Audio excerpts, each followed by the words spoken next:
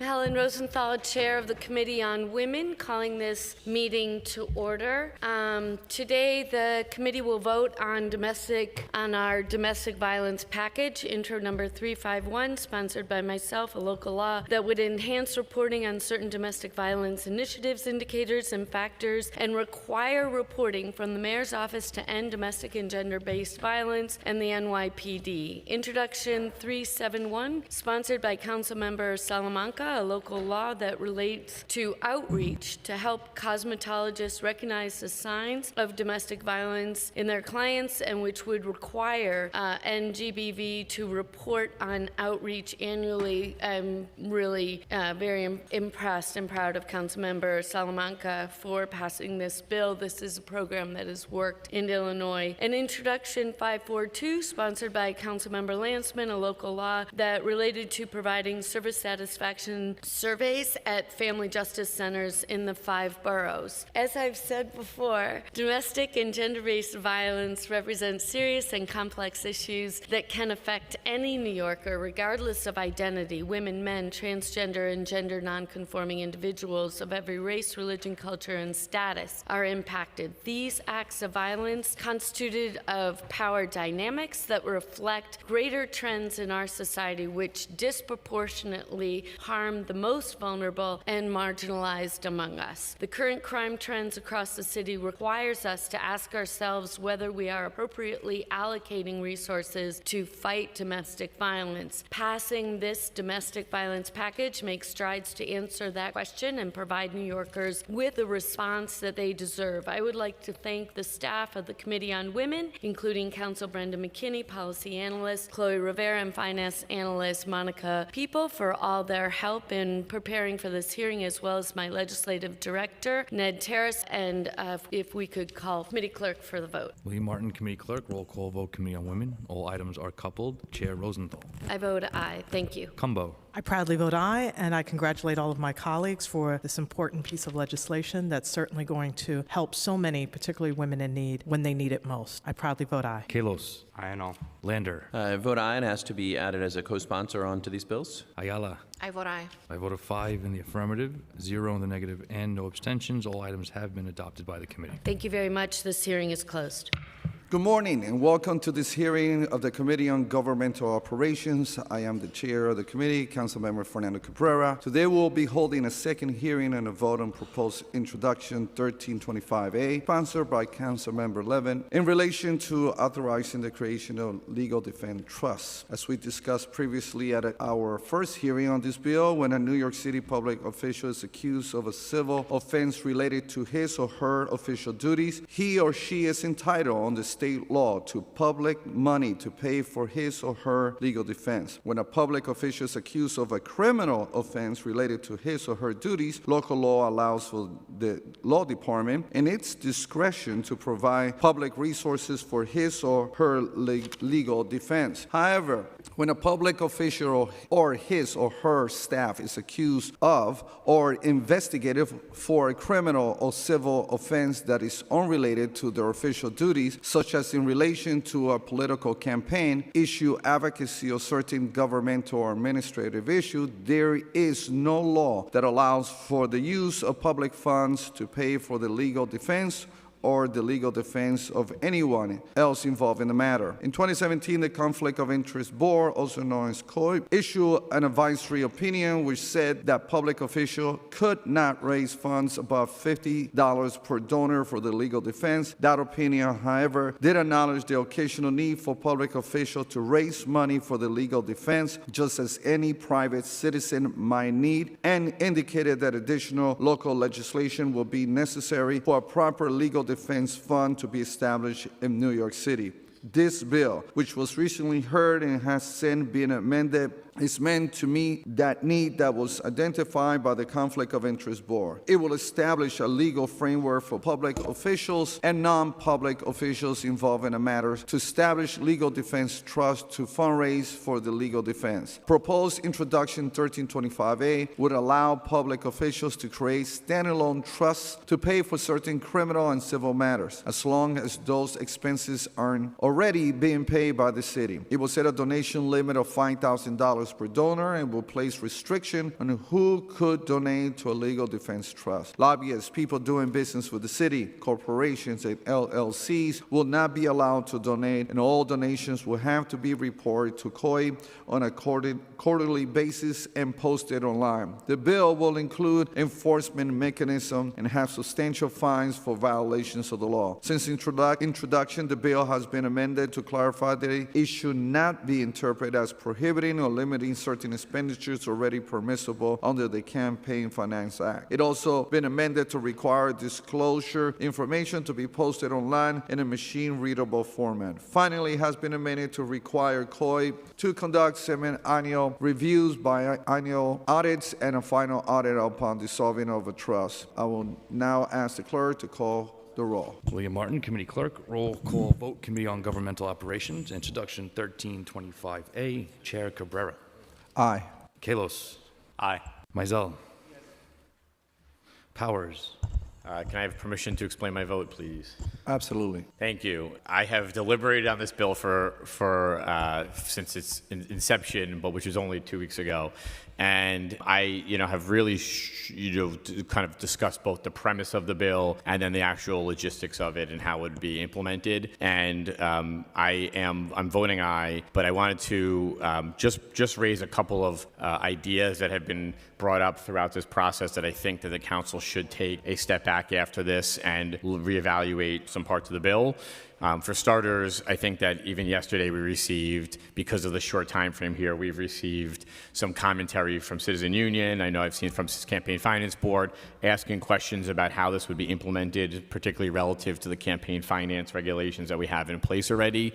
I share some of their concerns that we're creating a new campaign finance structure, not creating the same regulations in terms of campaign finance limits, and that we could open the door to other bad behavior by virtue of the creating a new fund. I do believe that there's an unmet need here, that we are addressing something that I think many members have identified as something that should be available for a public elected official or a public servant. I think that even yesterday we were become aware there's no disclosure for bundling, so that under this bill you can bundle and nobody would have any way to identify that. For that reason, I have some hesitations about the exact language of the bill that we're voting on today. I would ask that the council and the staff come back at some point and take another look at it and try to address some of the outstanding issues that have been raised. And I think that we could have a bill that would give me, and I think others who have raised concerns, more comfort about where we land on the issue. But with that being said, I think I've talked to many colleagues about it and hearing their thoughts on it, I believe there is a feeling like there is an unmet need here today. And for that reason, even with some of the hesitations I have, I am supportive of the concept, but will be looking and asking for folks to consider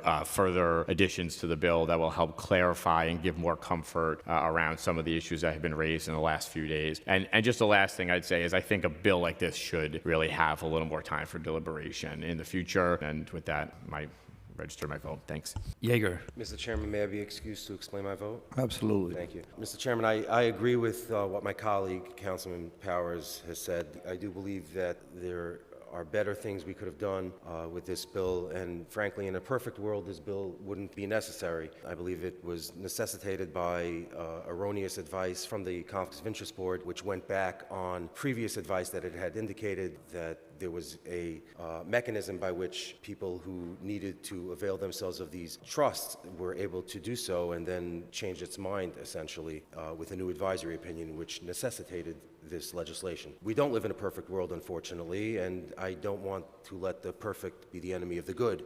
For that reason, I will support this bill. I've shared with the sponsor and with my colleagues here ways that we could do better things, but frankly, this bill is necessary. It's something that was always permissible until it just became impermissible. And what we're doing now is, although we're creating a new mechanism, we're not actually reinventing something and instituting something that had never been allowed prior hereto. It was allowed until one day a bunch of folks said it's not. And I don't think that's reasonable. I also take solace in the idea that Common Cause from the outset and long before this bill was proposed had indicated its support. Common Cause is a gold standard in many respects for good government watchdogness over the work that we do here. And with respect to Citizens Union's concern, I will say this, and I'll say it on the record, and I'll say it in public. I would be more impressed with Citizens Union's words regarding this topic had they been desirous of presenting them to us at the time that this matter was heard. But they woke up,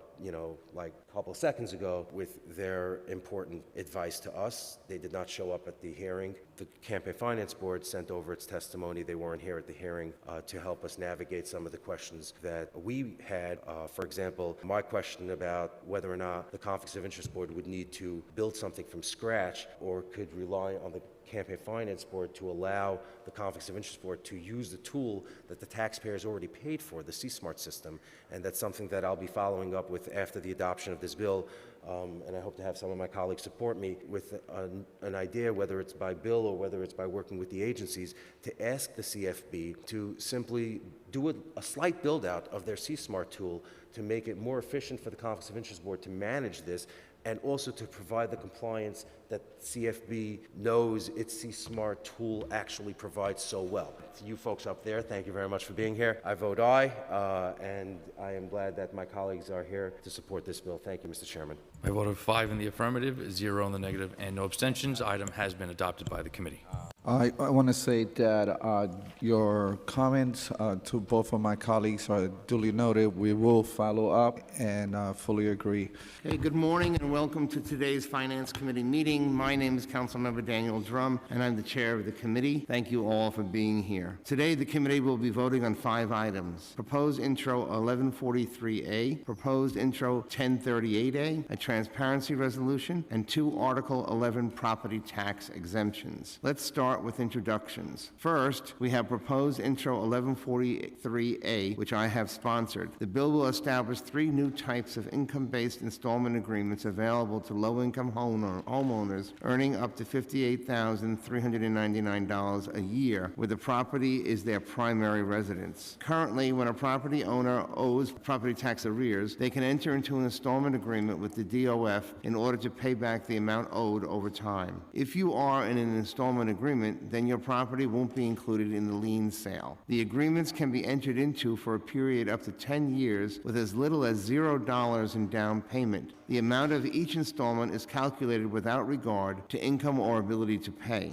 As a result, many property owners cannot actually afford the payments and end up defaulting, which bars them from entering into another payment plan for at least 5 years. In order to help those homeowners who are working with the city to resolve their debt, keep up with their taxes, and avoid the lien sale in an affordable way, the bill will create 3 new plans. First, and most significantly, is the senior plan that will allow seniors to defer paying some or all of their property tax payments until their property is sold or otherwise transferred. Then the city would be reimbursed for the amount of taxes it is owed from the proceeds of the sale. The other 2 plans would be available to other low-income homeowners, with the key feature being that the amount of the payments would be calculated based on a percentage of the homeowner's income. In that way, we will be setting these homeowners up for success rather than likely failure. The new installment agreements will be rolled out by the Department of Finance this spring in time for the next lien sale, and the bill requires DOF to do outreach to maximize public awareness of the plans. Proposed intro 1143A embodies that guiding principle and creates 3 plans that will certainly provide significant relief to struggling seniors and other low-income homeowners as they try to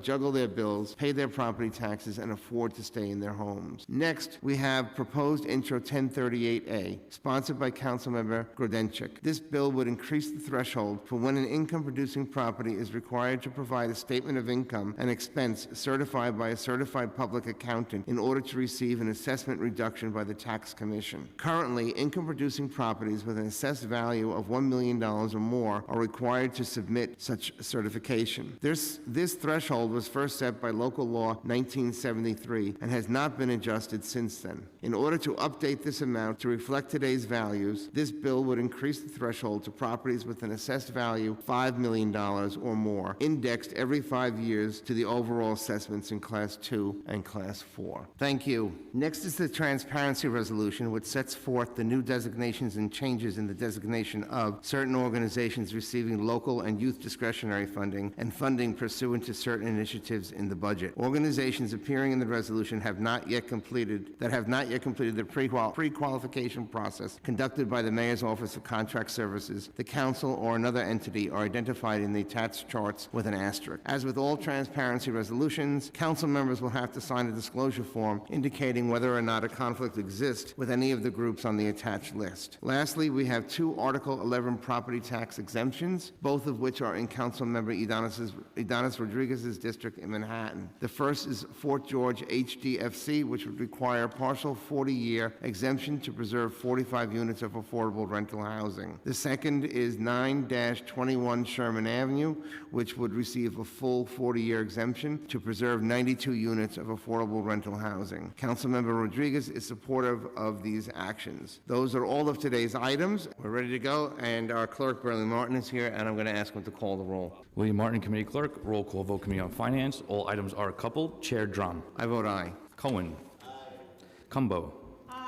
Rosenthal. With congratulations to Grudenchuk and to the chair for all your hard work. I vote aye on all. Gordenchik. Thank you for those congratulations, and I vote aye on all. Powers. Aye. Madio. Yes.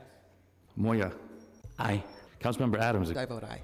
All items on today's agenda have been adopted by a vote of 9 in the affirmative, 0 in the negative, and no abstentions.